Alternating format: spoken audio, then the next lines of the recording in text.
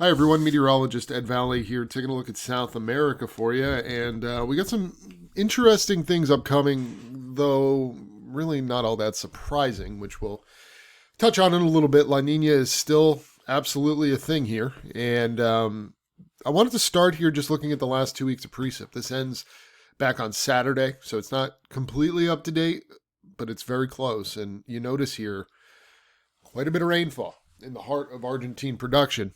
And you look at how that compares to normal, pretty good. I would say 80 to 90% of production here, probably 80%, saw above normal rainfall in that part of the world last 15 days. Now, what does concern me a little bit here, Northeast Argentina and more so Rio Grande do Sul did not see above normal rains.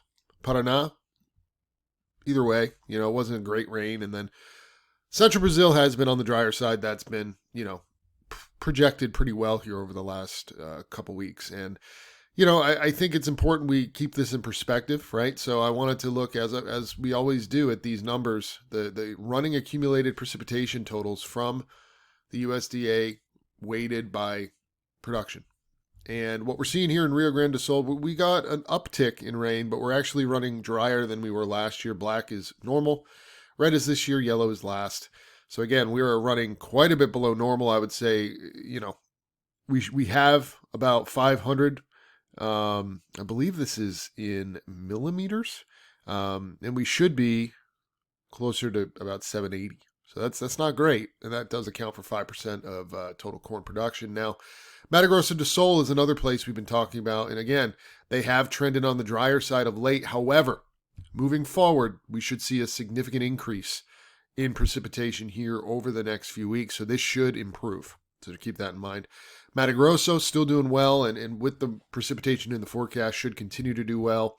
Coming south to Paraná, 15% of total corn production. You notice we've obviously trended drier than even last year now. Some moisture coming, but I still think we're going to be dealing with a deficit here moving forward. And then as we head down into Argentina, the rains have helped. They've brought us from what in Buenos Aires, from what was much drier than even last year. Now we're a little bit wetter than we were at this time last year, though the dryness coming up could continue to hinder this progression moving forward. You could say the same thing about Cordoba. We were getting close to last year's dryness, but we really picked up great rain over the last 2 weeks, and that really helped. And finally in Santa Fe to the northeast, and you see the same idea. We're relatively close to last year's dryness, but the recent rain has kind of prevented, a worst case scenario here. But again, the dryness that's coming back is still going to be problematic. So here's a look at the next 7 days of rainfall. I'm just showing you this because it highlights who's going to see good rain and who's probably not. And you can see it's mostly Paraguay, Mato Grosso do Sul, parts of Goiás, parts of Mato Grosso, and then further south into Minas, as well as Sao Paulo and parts of Paraná and parts of RS. But again, it's scattered about, and you see the actual numbers here over the next week, and you'll see them again towards the weekend. I'm actually going to start this from the beginning. Most of the rain here today is going to be up in Brazil. Most of the rain tomorrow will be Brazil. Most of the rain on Wednesday will also be Brazil. However, a few storms possible southwest Wednesday afternoon and Wednesday night. And then as we get towards the end of the week, those thunderstorms slowly but surely do return to Argentina into Thursday and Friday, and that does include parts of Rio Grande do Sul as well. So this will be favorable, but again, it's spotty, and there will be areas that see below normal rainfall, which is not what we want. That's going to continue to build that deficit.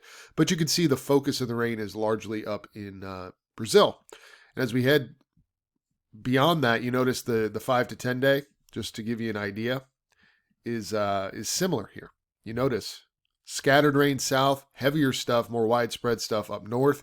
And you can look at the GFS and say, well, is that saying the same thing? Well, here's the next 5 days. Spotty south, focused, Mato Grosso do Sul, Mato Grosso, parts of northern Paraná.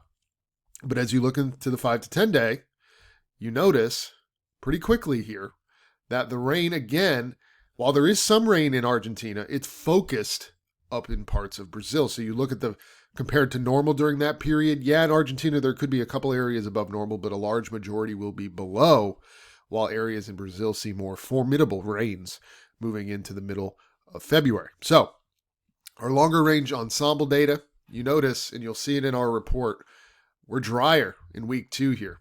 The European agrees with the GFS ensemble. You see that? Pretty similar here. Rio Grande do Sul included on both models. That's not good news. Paraguay also included. Now, the one thing we are running into during this time is the GFS continues to run much hotter than the European during this time. You see the European from the 7th through the 14th, but look at the GFS. Much, much, much, much hotter.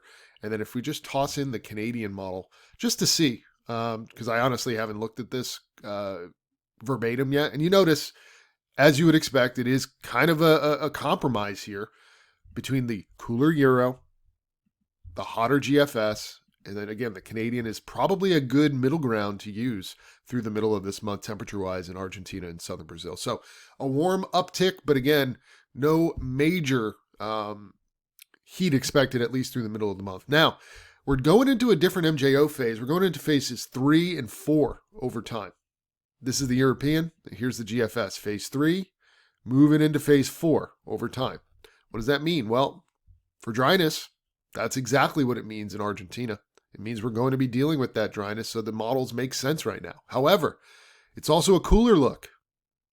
And then as you head into phase 4, that's when it could get wetter again in Argentina, but also, you notice the heat starts to come back in southern Brazil and parts of Argentina, which, again, could be starting to be seen here as we look at the day 15 forecast. So again, generally speaking, I do believe the lack of rain in Argentina is legitimate thanks to this phase 3 MJO. However, if we sneak into phase 4, I would not be shocked if we start to see, especially some of these 10 to 15 day forecasts. You can kind of get an idea in the late forecast area if things are evolving.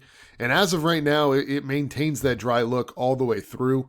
But it is something we're going to be watching through the week if we can start seeing a trend back, perhaps a little wetter in Argentina thanks to that MJO pulse. But again, we got to see it to believe it, to really start to gain that confidence. So that's what we got for you here today. If you have questions, let us know. Much more coming your way this week. If you have questions, again, don't feel free to reach out and we'll get you taken care of. Take care.